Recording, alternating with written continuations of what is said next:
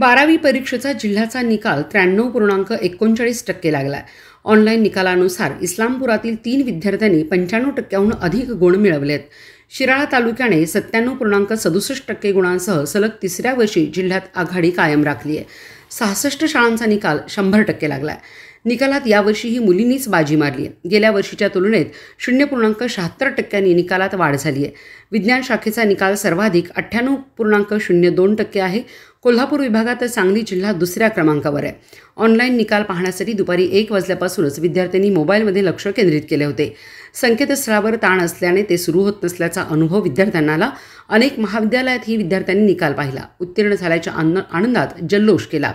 एकूण 325 कनिष्ठ महाविद्यालयातील 16,168 विद्यार्थी आणि 15,039 विद्यार्थिनी अशा एकूण 31,207 परीक्षार्थींनी 51 केंद्रावर परीक्षा दिली. त्यापैकी 14,628 विद्यार्थी आणि 14,517 विद्यार्थिनी असे एकूण 29,145 परीक्षार्थी उत्तीर्ण झाले.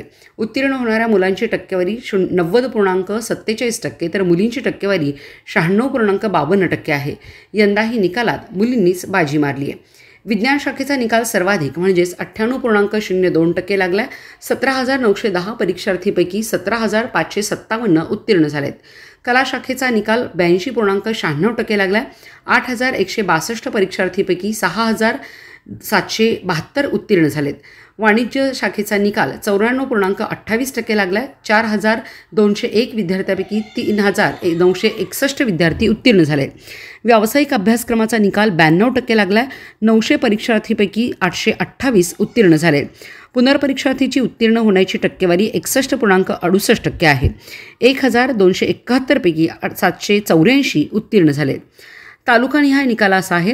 शिराळा 97.67%, कडेगाव 96.63%, पलूस 96.21%, जत 92%, मिरज 95.45%, खानापूर 94.47%, वाळवा 96.85%, तासगाव 93.21%, आटपाडी 92.68%, कवठेमंकाळ 96.67%, महापालिका क्षेत्र 90.28%.